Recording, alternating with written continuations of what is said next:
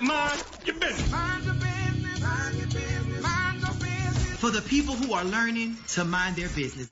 This is Mind Your Business, sports, music, and money. And it's a podcast for Dickey Broadcasting, which is The Fan, 680 93.7 FM, Atlanta Sports X, and the Braves Radio Network. My name is Tug Coward, along with Phil Hudson, and it's presented by SR Homes, a builder focused on you today.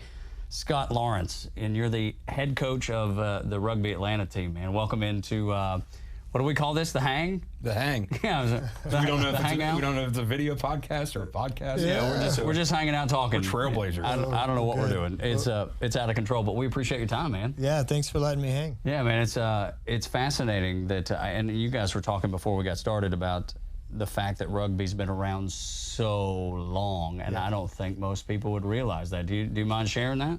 What you're just sharing with Phil? Yeah, rugby is it actually started in Rugby, England, in the United Kingdom, and there was a guy by the name of Sir William Ellis Webb Ellis, that picked up a soccer ball and ran and scored with it, and that's kind of where rugby's origins came from, and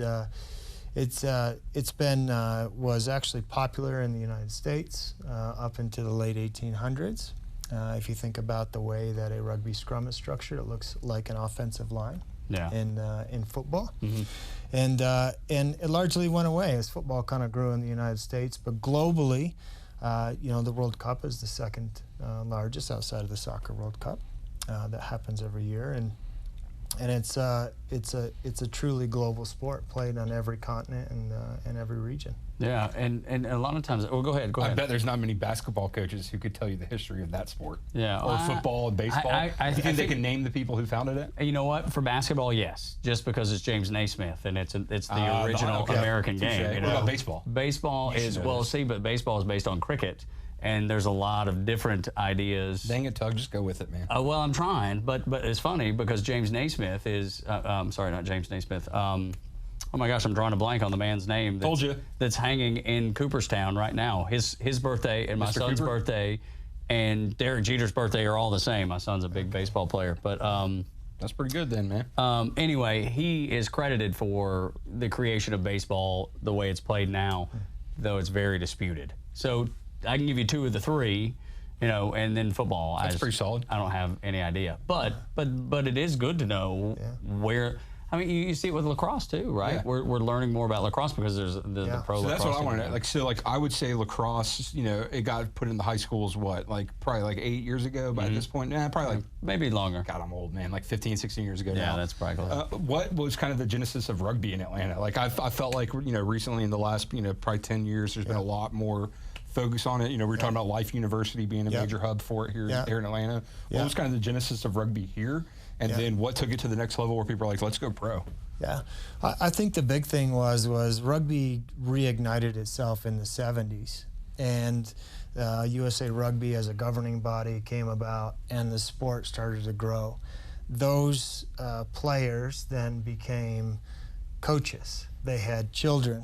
And then they started to pass that down to their kids, and now kids are playing, and now you're kind of in that third generation where those kids' kids are now playing, and they're coming out of an era where information is more available. You can become a better coach, you can become a better administrator in the area, and so now they're all kind of going out and starting youth programs like Atlanta Youth Rugby, as well as high school programs in the northern suburbs. Yeah. So when you talk about rugby, and when I think about rugby, there is a similarity to football, except there's no helmet, and most people would think that it's less safe than football because there is no helmet, but that's not the case.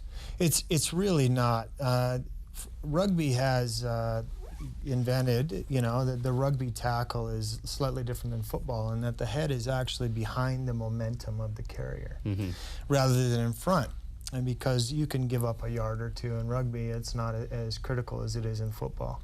So there's a lot of tackle safety laws, and then in the last couple of years, they've done a tremendous amount of research in World Rugby around looking at the types of collisions that cause concussions. And it's when two upright runners run into each other. So there are tackle laws about the height in which you can make contact with another player.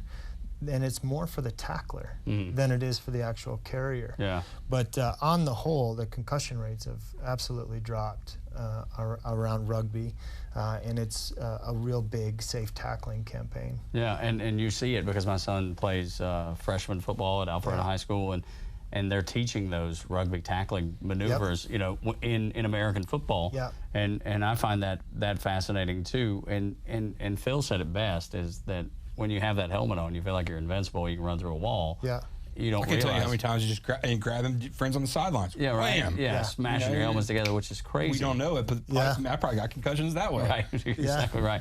And where you don't really face that in rugby, but I still feel like that, much like lacrosse and even soccer to a degree in the United States, rugby, there's so much to learn about the game, whether the history or where to play, how to play, who plays, who wants to play. What's that? It's not tainted. Yeah, right. Yeah, it's very pure at this point because nobody knows. At least from my 50,000 foot view, you know, it's just now kind of coming into the psyche and to the vision of kids that are playing athletics.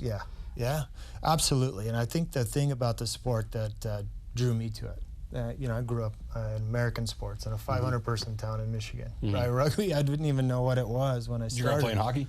I played a bit. I played more football and basketball, traditional, ran track, that kind of thing. And you know, what attracted me to is I was a lineman and a tight end, and, you know, I was a linebacker in football. But I got to carry the ball. Yeah. I got to pass the ball. I get to tackle. Yeah. You know, I could kick it if I wanted to. So it's really that sport where you can do, you know, you get to play all positions all the time. It's not like the linemen who are not the you know, offense and defense. It's not the sexy positions, right? Yeah. So those guys never get credit for all that they do in a football game. Yeah. Where, in the most boring practice. Absolutely right, exactly. Ever. But that's what you're saying about rugby, Scott, is that all of a sudden everybody's position's got a little bit of sexy in there because you can throw it or pass it or run it or whatever. Yeah, you think about those linemen and you think about the tremendous amount of skill that it takes to be a rugby. It's called a forward, which is almost like a lineman. Is you have to be able to do all those things about core strength and block and flat back and all that good stuff, but you also got to be able to pass, right? And you have to be able to make a one-on-one tackle in a wide open space. Open field tackling. Yeah. That's cool. So it's, you know, the skill level is, it takes a lot to train, years to build. So we were talking out there a little bit, and shout out Michael Buchholz, Jimmy Lynch, Scott McDonald, and but we were talking a little bit about just guys we knew, and kind of once at Alabama, I went to Alabama, and one thing there, like the rugby team was basically a fraternity. Yeah. And I've noticed that's not just at Alabama. Like rugby teams in general, the camaraderie is very, very tight.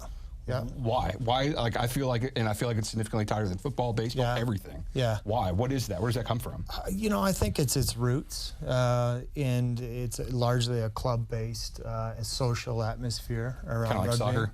Very much so. You know, when I left, went to the UK and played for a few years, and when I was there, it was just tremendous. You know, you came in after the game, you'd have a meal. If you wanted a pint, you'd have a pint with the guy you just played against. You did spend time you know, the fans, you know. Right, calling it a pint. Yeah. It's a cold one in Georgia. They still have curling over there? Oh, yeah. Oh, yeah, curling's where it's at. It's like their Bud Light. Yeah, lager and lime. So, you know, fans would come in, whoever was there for the day, and you just intermix. And that's a big part of what our CEO and our business is about, is the rugby atmosphere here is going to be the same.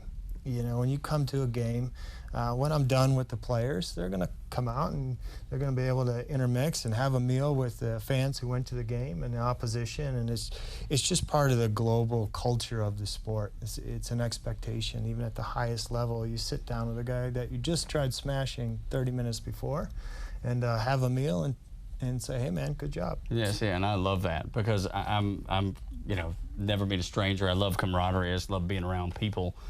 And oftentimes, American sports are not that way, just by nature, right? Yeah. Whether it's at the college level or the pro level, it's not like you get to spend a lot of time with Jake Fromm or Tua Tagovailoa at Alabama and Georgia, respectively. You don't get around those guys. Right. Now, it's a little bit different in college. If you're over there, I guess, on the campus, you get to see a little bit, but it is segmented. It's not like, hey, let's go jump in the crowd and go have dinner together. That never happens. No. Yeah.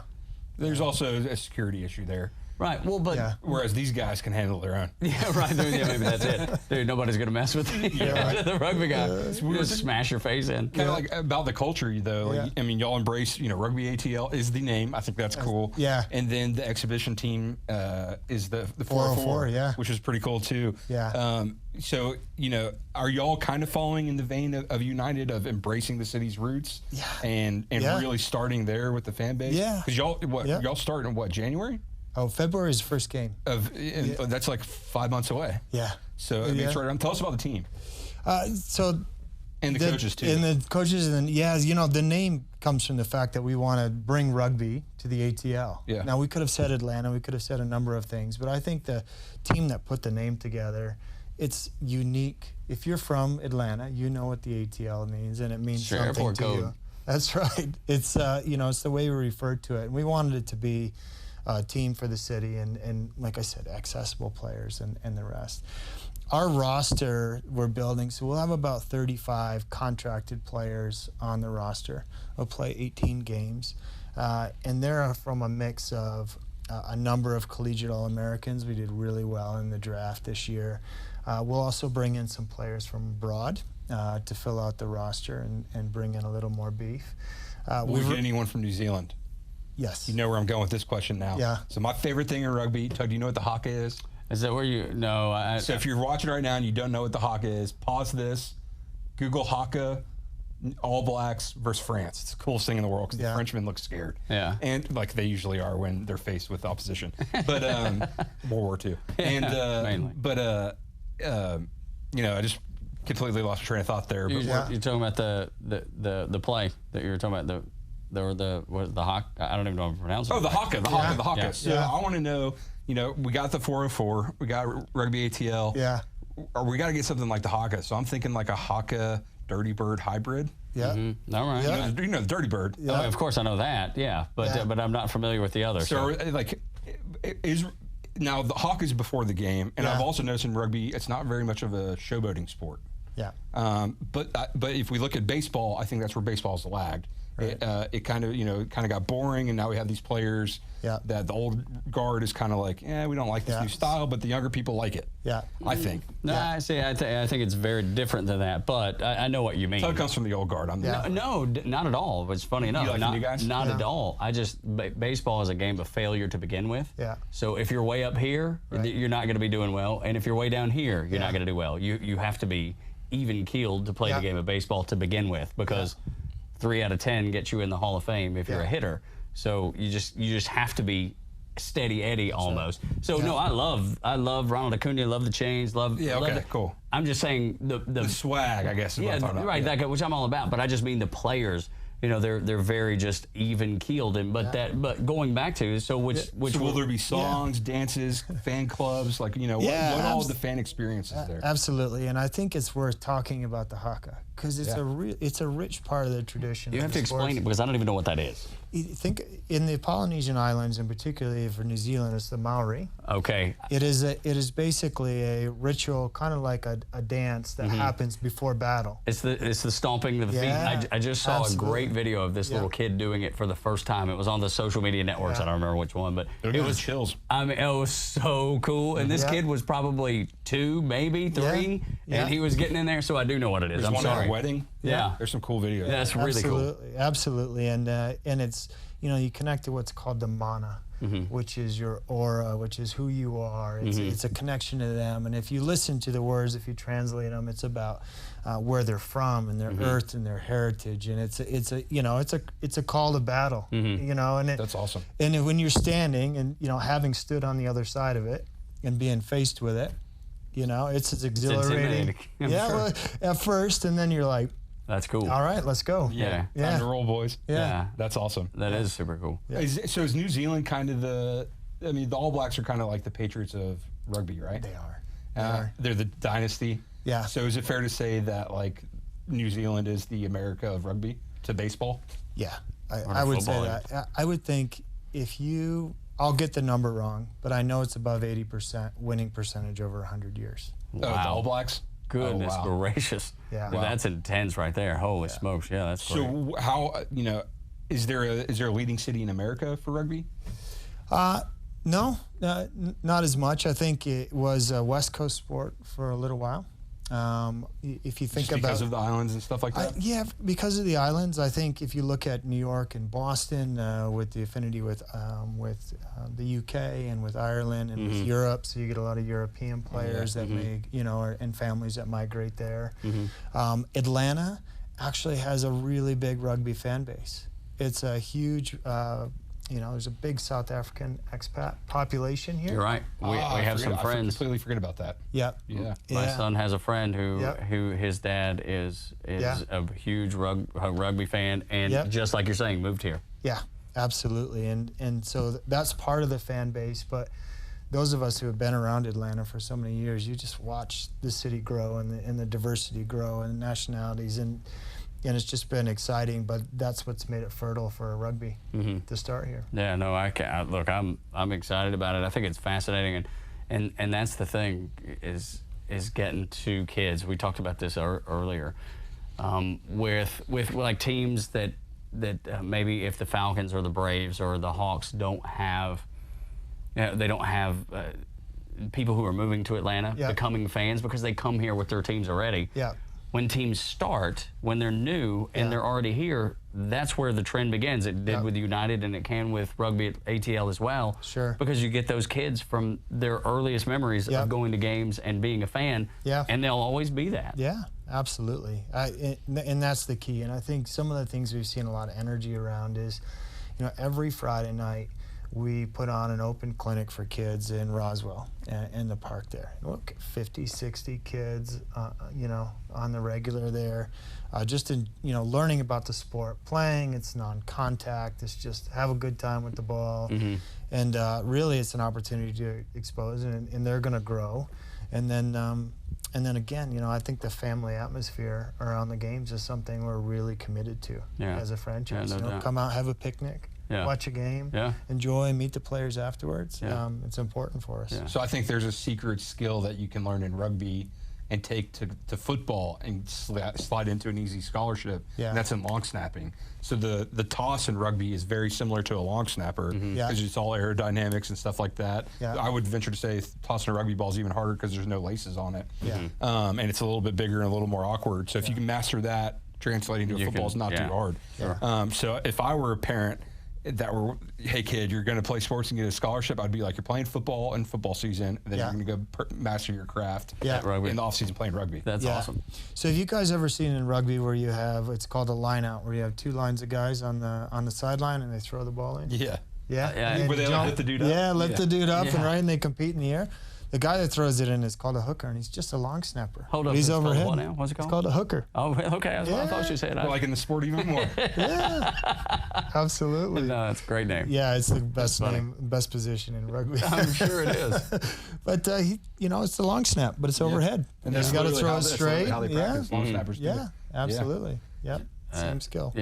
Scott Lawrence is the head coach of Rugby ATL, joining us here on Mind Your Business. My name is Tug Cowart, along with Phil Hudson, and it's presented by SR Homes, a builder focused on you, and you can find them at srhomes.com. So a little bit about you. You were born in Michigan.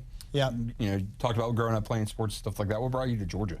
I came here for a girl. My wife. Boy, I came here to get away from her. But you were born here, so it's a little I came back to get away from her. Yeah, right. Slightly different. Yeah, I left, I left Michigan and I went over to the UK, and I was playing rugby there. And now my wife, she came to Atlanta, and then when I moved back, I just showed up in Atlanta. So is she British? She's not. Okay. No, she's from Michigan as well. Cool. She's another Spartan, and she moved down here, and I followed her, and when I got back. So are you a Michigan State fan? A graduate, and a fan. Okay, well, I didn't know you went to Michigan State. I thought for some reason I was thinking Michigan. Yeah. So who's your favorite Michigan State alum? Oh, you can't go away from Magic. Yeah, Magic Johnson's the obvious choice. All right, but outside of Magic, because he's the top of the top. John Smoltz Jr. I gotta tell you, Smoltz did. He's from Lansing. I don't know if he went to Michigan State. His boy definitely did. Yeah, he's from Lansing. He's actually the current basketball coach there. I couldn't say enough good things about Tom Izzo. Yeah, he's just a brilliant coach, great man. He's from a small town area, very close to where I grew up, and he's unbelievable. So you have a lot of experience coaching youth, and one thing you did a junior. You were the coach of a junior team. Yeah. So when I say youth for under me, 20? yeah, youth for me is 19 to 20-year-olds. But they're still kind of So what I'm getting to is I saw an interview with Nick Saban, and he was talking about one of the reasons he liked college so much is you're still molding the character of a young man. Whereas when they get to the NFL, they're already worth more than the head coach. And they're men at that point. How much of actual mentoring is there in a professional coaching role? It's probably 90% of what I do. Oh, really? Wow. Rugby is a sport where players do not have coaches calling plays, and they need to think for themselves, and they need to act as a team, and we're not there in their ear. There's no messages. And so you're developing that ability within the players. That's what makes them good rugby players, not just the skill or the game plan. One of the things that before I joined Rugby ATL is I coached at Life University for a number of years. We started an undergraduate program there because we could give scholarships to young men and women who would normally not go to school, who were coming out of low income or disadvantaged areas, and we could give them an education through the sport. And the university partnered with us. They've just grown leaps and bounds. I think over it's there. really smart of Life to embrace rugby. Yep. And one of the things that we've done, and I'll continue to do with this professional team, is every week there's a lesson from life that applies to the game plan for the week. How do you deal with adversity? How do you deal with somebody who's toxic or a toxic opponent? How do you deal with that? It's relevant to the sport, but to growing them as people is fantastic. And once you start to truly invest in their success as players, the amount of energy and excitement, from yourself, and then the buy-in from the team, when they know that there's a bigger purpose, it's addicting almost. For sure. To be in that environment. Yeah, no, and I think anytime you can make that impact on a young person, whether a small child to teenagers to, like you said, in the 20s, man, anytime you can do that, it makes the world a better place, right? And not only does it help that they're playing a great game, and that they'll be able to carry and teach and show other people real life. But it has real life aspects or impacts, rather, is exactly what you're saying. And I'll tell you that I see the numbers in high school football dwindling. Those numbers are starting to, many of the high schools in the Atlanta area, they don't have a freshman football team anymore. And I was looking at my son, who will be playing JV, was at his practice last night, and I saw the group of JV and varsity kids, and I was like, man, that doesn't look like a very large number of kids. So kids are right now experimenting because of whatever reason. Maybe it's the information, maybe it's that parents are not allowing them to play football, but this is a golden opportunity for sports like rugby to just embrace all these kids that are now looking for a different sport to play. Yeah, there's lots of options out there, and we're certainly not trying to compete with football at all. But you don't have to. There's so many kids. We live in a city of 6+ million people. Not everybody's going to want to play football. And then the parents that don't allow their kids to play because of concussions, or the belief that concussions are more in football than any other sport, and I question that a little bit. But the point is that there's people that don't want to play football, or people that have left football, and that just leaves an incredible amount of kids that can be playing rugby. I think that's a really good point. And one of the things that's nice about rugby is there's a club infrastructure. So you can go and maybe you have a scholarship and you play in university, and maybe there's just a club at your school. You graduate, you can come here, you can play for Atlanta Old White or Atlanta Renegades, and you can come out and practice Tuesday, Thursday, go, have a game on a Saturday, and a meal and a pint with somebody. And there's a whole club There's infrastructure. a whole community. Yeah, exactly. So the sport sticks with you, and you can play. There's guys out there playing up until they're 50 years old, just going out having a go on the weekend, and I love it. Yeah, and that's just the culture around the sport. Yeah, and it has just opened so many doors. Like you said, opens doors to people that you never met before, a sport that maybe you've never played, but just that community, and then going back to that purpose. Yeah. You know, and the way that it can shape kids and their future and their life, and maybe I'm making too big a deal of it, but I really do see the avenue for all that stuff to happen. Yeah, absolutely. I think the biggest thing is that in the sport of rugby, what you're trying to create is awareness within the player, because so many variables, there's so many things they need to do within a game. You can't underestimate that skill in life. Mm-hmm. Yeah. Awareness of yourself, right. You know, the perception people have of you. Sure. Are you able to sit back and detach and take in information and make a decision when you're under pressure? Mm-hmm. You know, rugby, guys will run 6 to 7 kilometers in the course of 80 minutes. How long were you in England? What's that? Yeah, Pints and kilometers. Yeah, right. Yeah, It stuck with you, right? Yeah, I know.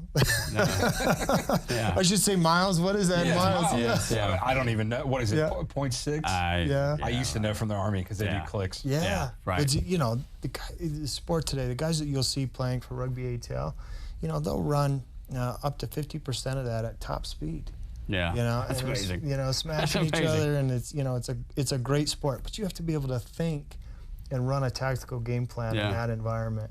So we see a lot of transference within, you know, young people and them learning that from the sport. Also within, you know, military environments where you know, games within games and things like that. So enormous amount of learning there. Yeah, no doubt. I got 2 questions on the player side. So, you know, like football and baseball, for that matter, too, and basketball to some extent, you know, a lot of these teams are built around a franchise player. Yeah. Is rugby at all that way? And do you all have your eyes on one? Do we have one yet? It could be. It can be. And some of the franchises, they've gone that route. They certainly have. Our big thing was to get as many Americans as we could. God bless America. Yeah. Hashtag But America. you know, I think we want to put Americans into our national team. We want that to come from our franchise. We want them to represent the city of Atlanta. Smart. Yeah, that's smart. You know, the city of Atlanta on a global stage. So we haven't gone the superstar route. We're blue collar guys and gals in our franchise, and that's what we've done. Way. Yeah, It really is. Yeah. Picking yourself out of your 100%. bootstraps and That's how the Braves built it. That's that, well, and look at all the musicians that in town that have done the same thing. Yeah. That they carved their own path, because Atlanta's such a rich history of music and country and hip hop and everything else. So another thing on the player side, what you know, and it's always awkward to talk about money. What kind of salaries are these guys getting? I would compare it to professional lacrosse. Okay. So so enough to live, and enough time to go get another job. So a lot of them work in the off season. They will. They'll work in the off season. Doing camps and stuff like that a lot of times. One of the things that we're putting into our facility is a professional development center, just because of that. So the athletes can take classes during the day if they want to do that, continue their education. We encourage them to get a master's degree. Wow. If you know, they want to pick up a little bit of work and do a little bit of, you know, whatever it is, online support or something like that for a couple hours. We're really, it is, you guys know this, in contact sports, you don't know how long your career is. That's exactly right. You know what I mean? So it's so critical to us that when they leave, our medical team says, you know, coaches are interested in 80 minutes. We're interested in 80 years. Mm-hmm. And I think it's a really good way to think about it when you start, and investing in them and their long-term success makes them better players. It's funny you bring up getting your master's, because nowadays guys are talking about how can we skip college and go straight to the pros, right? Yeah. And where you guys are pros but embracing education too. Yeah. Obviously a different scale, and I get that, but just that mindset, because down the road when this is where the other sports are, that'll be ingrained from the get-go. Yeah. That's pretty impressive. Yeah, I think so. I think the thing is we should think of it as a blessing that our salaries aren't where they are, because they will finish school. Mm-hmm. Yeah. They will get their degree before they come and play for us, and we want that to happen. One thing we've noticed, I mean, we got Joe Hamilton and Shaq, both are 2 great examples of athletes who've gone on, made significant money in their respective careers, and gone back to the education. And I think a lot of that has to do with they realize they have to manage their money in their own careers. Yeah. Best advice I ever got was right before I graduated, And one of my professors was like, the rest of your life, your main job is you're the manager of your own career. Yeah, and that stuck with me because like, no one is ever going to look out for your own career except for you. That's your job. Where's the facility? We'll be over in Marietta. If you think about kind of that Lockheed Martin area. Yeah, sure. We'll be building out there. Okay, great. Yeah. And when have you guys started building yet or no? Yeah. So we're actually doing kind of a renovation of an existing facility. Got it. And we'll be we're hoping to be in there by October of this year. And then where are you playing games there? Ink's not dry yet. Yep. In the Marietta area. Okay. Where we're partnering with the university there, and we'll be expanding that. Very nice. Stadium, and we'll be there for the foreseeable future. So how can folks find you guys? Like if they want to learn more about playing rugby or coming to see Rugby ATL play, where can they find you? They can find them on Instagram, Rugby ATL, on Twitter, Rugby ATL as well. If you want to follow the academy team, just look up the 404. That's the Instagram, and you can find all the information there. There you go. Have they come out with the 404 jerseys yet? Oh yeah, I should show you some of those. Those are going to sell like hotcakes. Yeah, right. I'm convinced that 404 is going to sell like hotcakes. Yeah. So one thing Tug and I always talk about is the crossover in sports and music. Yeah. Y'all think you'll have any like relationships with any musicians or anything? Like have there been any, maybe rugby fans that have, because you never know, man. You never know. Like 21 Savage, he's born in the UK, so he could be a rugby fan for all we know. Yeah, I don't know. That's a good question. Well, we know Scott McDonald and Jimmy Lynch, so there you go. Voodoo Visionary, baby. That's right. Yeah, that's true. So, are you a music guy yourself? Not so much. What's the last concert you went to? I went to Chris Stapleton. Atta boy. Now you're talking. Get the country roots going. I love it. Yeah. Is that what if you're going to listen to, is what you listen to is country? Oh, absolutely. Yeah. Chris Stapleton, he's just, he's like Hank, man. He just speaks to me. Absolutely. So, no, I'm with you. I love it. You start breaking out Hank, and dude, we need to go get us a pint now. Seriously, or some bourbon or something, some Tennessee whiskey. Get it going there. No, absolutely. I like it. We could certainly connect on that for sure. But man, we just wish you continued success. Is there anything that we didn't hit that we should that people There's one I want to ask. Yeah? Tell us about the ownership structure of the team and then the league. How does all that work? Yeah, it's a single owner. Proprietary owner here in Rugby ATL, a guy by the name of Marcus Calloway, Calloway title. We, as on the league on the whole, it's individual franchises that with a league structure where the players are actually centrally contracted to the league and then loaned back out to the franchises. That's interesting. Is it a profit-making league yet? No, it's not. It's in 100% passion. It is 100% passion, but it's growing. It's in year 2, and whenever you think about doing these things, you're thinking 3 to 5 years before you start to turn. As you should. Yeah. A lot of people don't. Yeah. Which is, what was the team? I already forgot the league. Atlanta Legends. Oh, the AAF. Yeah. Come on, man. Yeah, that was. Their jerseys were cool. Yeah, well, there was a lot of potential there. There's just a lot of people not communicating very well, I think, behind the scenes, and there was that league had so much potential to be so successful. They were drawing tens of thousands of people at games. It should have done better. That's one. I'll leave you on this one. Is there any crossover of football players coming to rugby or rugby players going to football? How does that play out? Yeah, we signed our first crossover, a guy by the name of Fred Henry Aduja, who's out of North Carolina A&T. Yeah. And he spent a little bit of time in the CFL. Nice. And so my goal is to have 10% of our roster in the first 2 years as crossover athletes. They're looking for an opportunity to get into a different sport. Power forwards in basketball, fantastic. Tight ends, defensive ends, linebackers. We've got them all. What's the biggest thing you have to teach them? That's like the bad habit they bring from football. It's definitely tackling and safe tackling, getting your head on the right side, understanding that the collision is a little bit different. It's about connection and grip. It's not so much about, the velocity of the hit, for example. So, there's some general safety things in there. Imagine if you had never picked up a football or a baseball and tried to throw it. Right, or you've been a specialist sport, you wouldn't know how. So it looks really awkward teaching them how to pass in the beginning, but that's the best part about having American coaches in our team They is get we communication. understand, right? Yeah. So we can relate it to You them. ever see these guys just laugh, cracking up? Oh yeah. Yeah, watching these grown men, like, come on, how uncoordinated are you guys? Yeah. Right. That's awesome. Absolutely. Yeah. How many teams are in the league in Major League Rugby? There's 9 this year. We're part of a group of 3 expansion teams. And little Birdie says there's another one maybe in the works. There is. Yep. There'll be another one possibly in 2021. But we're excited because it's us, it's Washington, D.C., and Boston. So we're going to have a great Eastern Conference. It's Toronto, Boston, New York, D.C., us. And we're like the region team, too. Yeah, though. exactly. We In New Orleans. We encompass, like, basically Braves country. Absolutely. Yeah, so Yeah. I think... So the entire Southeast is pretty much. Yeah. Yeah, and we'll be the only franchise in this kind of state area for a while. There you go. Last thing I got for you, what's your plan in the long run? You want to retire as a Rugby ATL coach? You know, I've In 20 always years?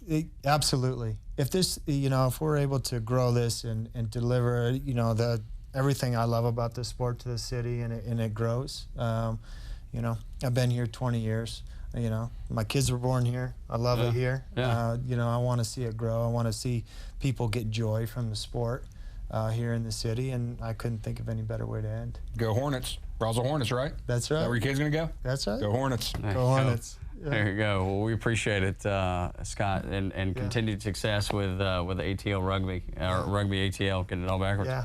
I think it's going to be exciting to watch, man, because I'm much like Phil is describing. I have no idea. I just don't have any point of reference. So It's cool, man. Yeah, Rugby's to cool. be able to see it, you know, hopefully get out to a game and bring my son and my wife and see it, you know, from its infancy, essentially, all the way through the, you know, the next several years and how it grows and becomes. There's a passion there. That's one thing I've noticed. There's a passion there that you lose in the NFL, in the NBA. Well, it's because it's all about money. I mean, at the end of the day, I think I think you nailed it on the head. Anytime you when money is the ultimate, the end all be all for the owners and the players and everybody else, it seems. Passion's out the window. Because there's no room for passion. It's about making whatever the most you can make. And we talk about it on our show all the time. I tell, because everybody that I work with on the Cheap Seats, our show noon to 3 on Atlanta Sports X, I'm 42 and everybody else is 27, 30 and 29 maybe. So they're just always, it's all about the money. And I'm like, guys, I'm telling you. Millennials like that money. There's more to it. Oh, there's more to it. I promise you. They don't always listen to me. Or ever, for that matter. They're too busy developing things like Facebook and Instagram. That's right, exactly. Maybe that's it. And making a whole lot of money that I'm not ever going to, but I'm all right with it. Scott, man, we appreciate it. Yeah, thank you so much. Make sure you check out Rugby ATL. I think you'll be, like me, pleasantly surprised at what you find, and make sure you go out and check these guys out. This is Mind Your Business, presented by SR Homes, a builder that is focused on you. Find them at srhomes.com. At SR Homes, our end goal is to create a home that's unique to you, one that you and your family will enjoy for years to come. With over 4 decades of home building experience, SR Homes has become a top home builder in Atlanta, offering a variety of communities in the most sought-after locations. Locally owned and operated, SR Homes is a builder focused on you. For more information, visit us at srhomes.com.